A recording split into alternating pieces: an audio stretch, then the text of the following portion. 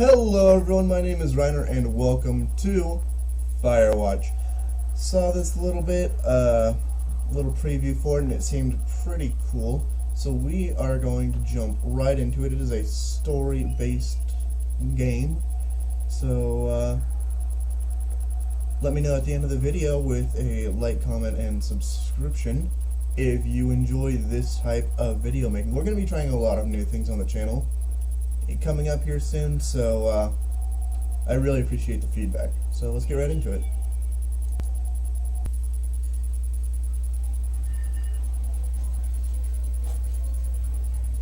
Come.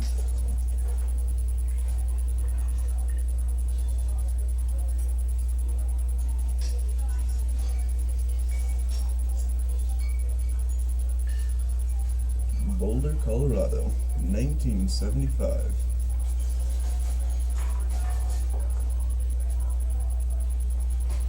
You see Julia.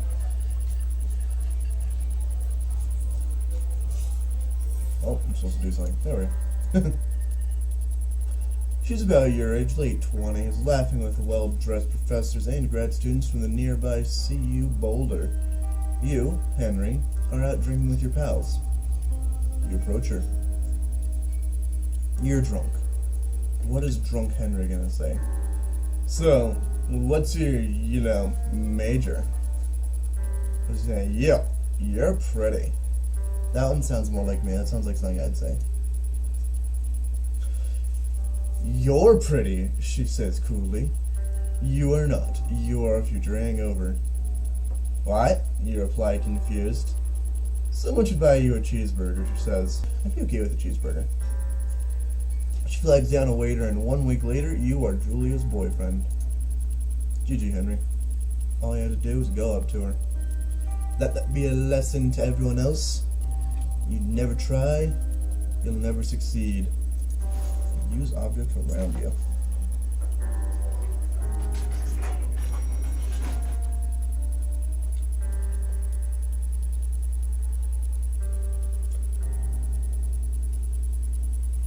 I feel like this numbering system is backwards. If this is the low to high, I feel like it should be low to high.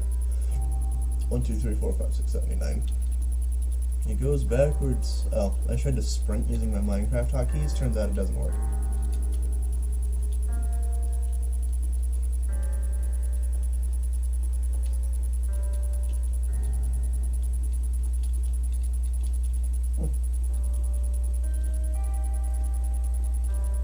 Looks like it's either sunrise or sunset. It's got a nice orangey glow coming through.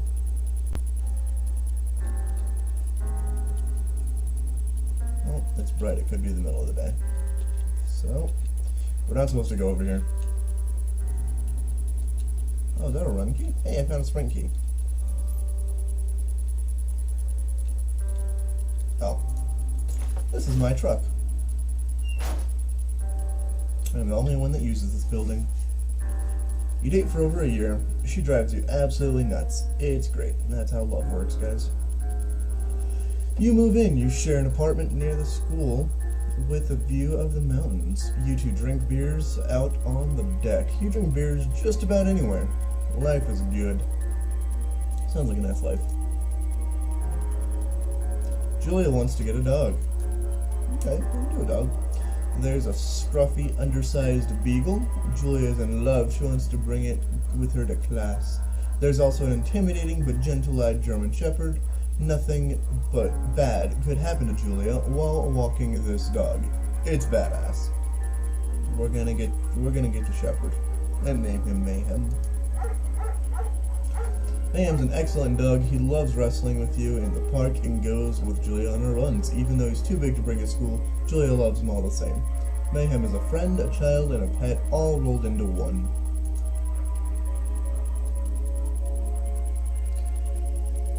1979. I think that's 4 years later. I think we were at 75 when we met. So, 4 years later, you are out on the deck. It's summer, 9:30 p.m., and the heat still radiates off the high desert. What do you think about kids, she asks.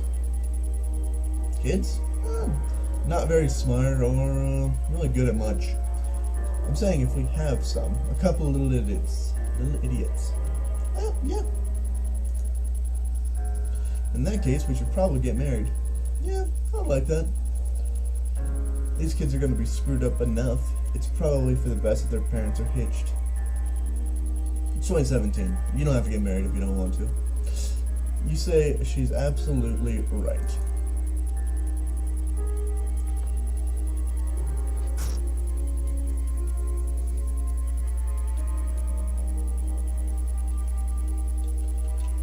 A map.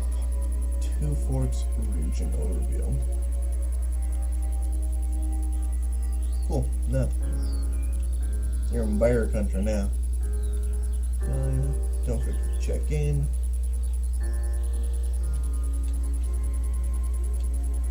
Don't see anywhere to check in.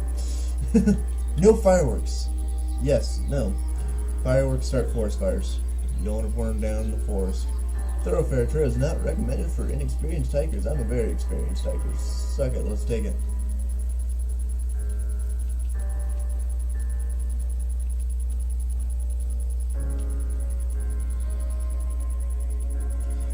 It's Thursday night and Julia is 4 hours late. She doesn't call, you're worried and getting angrier by the minute. Yeah, you can see that happening. She walks in after you've gone to bed. She's not quite drunk, but she's clearly been having a fun time. You fight when she gets between the sheets. I'll ignore her this time.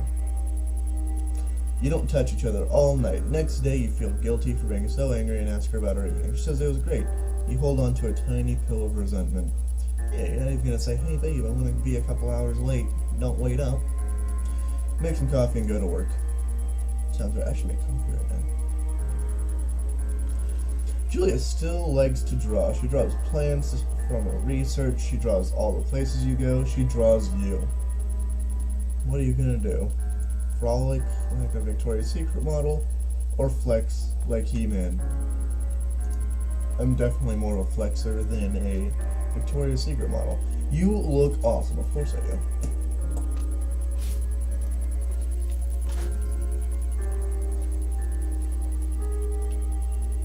I don't like this subtle color change. It's giving me anxiety. It's so subtle. It went from all the lush greens to now it just has a tint of red over everything.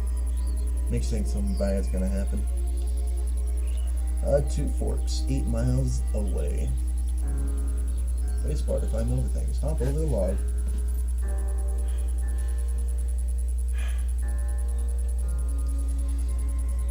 And 3 years later. During the summer, you and Julia enjoy walking Mayhem at night. There's a festival in town that brings in folks from faraway places. One of them tries to mug you with a knife. Probably not gonna work out. Mayhem runs away. My meat fuck the dog! Julia yells. She gets flustered and has trouble speaking when she's stressed. You confront. I don't comfort the attacker. I confront the attacker. What do? Probably gonna beat his goddamn face in. When you've got an option between not beating a goddamn face in and beating the goddamn face in, you beat his goddamn face in. Your arm gets cut up, but you beat the guy to a pulp. You don't feel very tough. You pry your eyes out before the cops show up. You pansy. Julia asks to take a different path from that day forward. You say, okay, you don't want to go that way either. From then on, you walk by the river. Why aren't you walking by the river anyway? Sounds like it's got a nice view. The next year. Plans to have kids, get waylaid by work. Julia gets offered a job at Yale. Yale is in Connecticut, 2,000 miles away. It's a great job, associate department chair. That sounds nice. She wants to move. You absolutely do not. Oh, I don't get to pick whether or not I move with her? I just don't?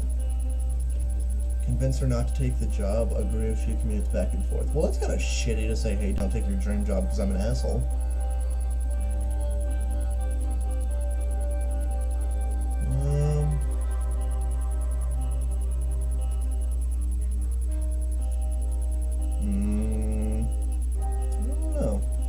I mean, I'm going to say commute back and forth, because I'm not going to tell someone not to go after their dreams. If you ask her if she'll commute back and forth, you don't want to move to Connecticut, She says that'll be hard, but she'll do it if you won't move. You tell her not to pass it up if that's what she really wants, or if that's what she wants. Then just go with her, you asshole. She agrees. She flies back to Boulder 3 times each semester. Well, a semester is 4 months, so she comes back about once a month. It's not good for a relationship to only see each other once a month. Julia is sent home from Yale on paid leave after having an episode. She lost it on a colleague for borrowing books that were important to her research. She didn't remember that she had happily loaned them to him just 2 days prior. She cried. She was found crying in the stairwell.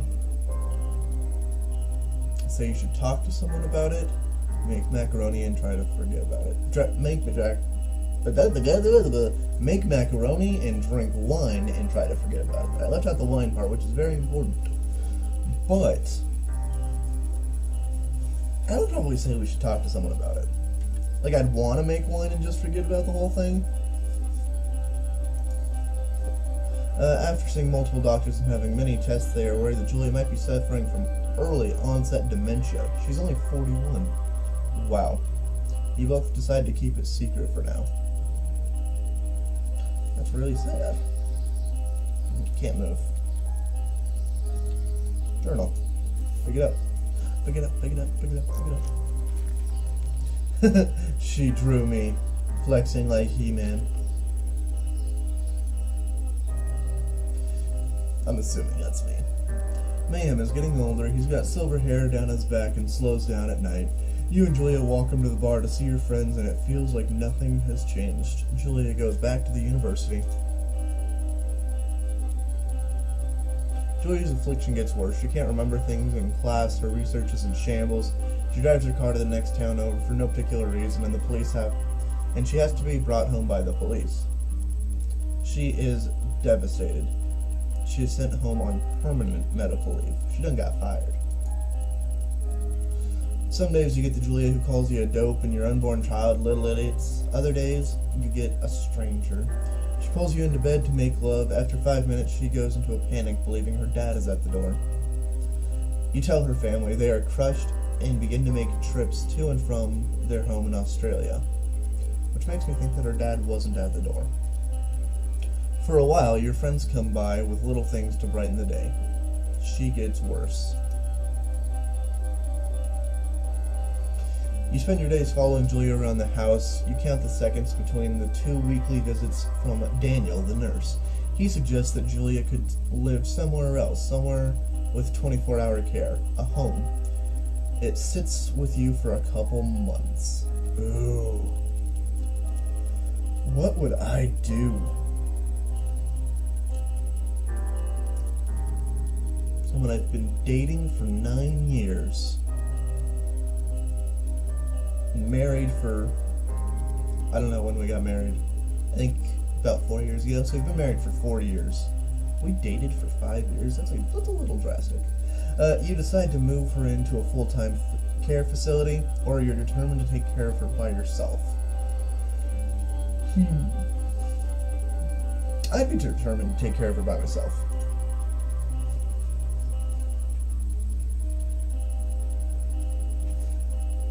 Back on the path.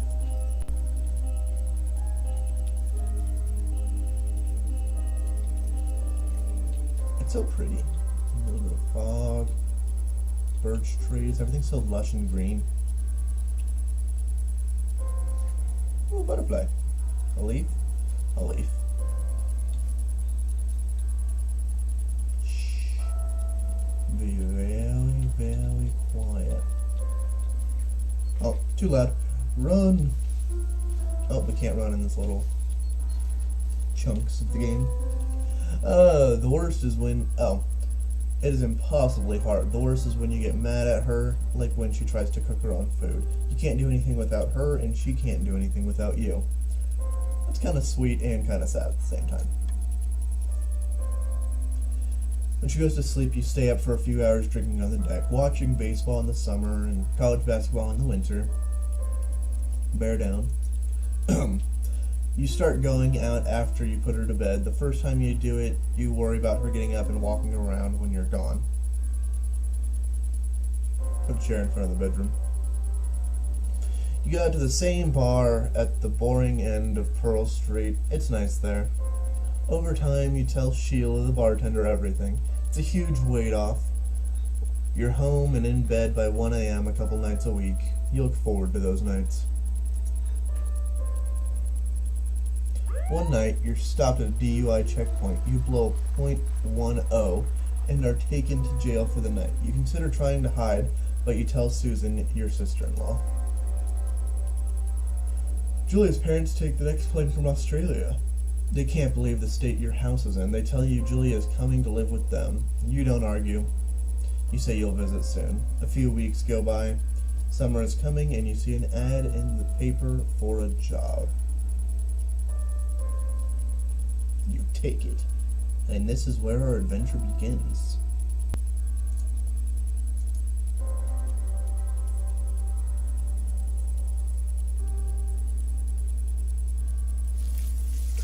Okay. Actually, I think that might be it for this episode. It looks like we're actually getting into the game now. So we're just going to let that intro story sort of stand alone as the first episode, lay the groundwork for the rest of the series. Thank you guys so much for sticking around through that. I know it wasn't very exciting, it's just a little story. Kind of a sad story at that. But yeah, we will see you guys in the next one. So until then, keep it real, keep it fun. We'll see you later.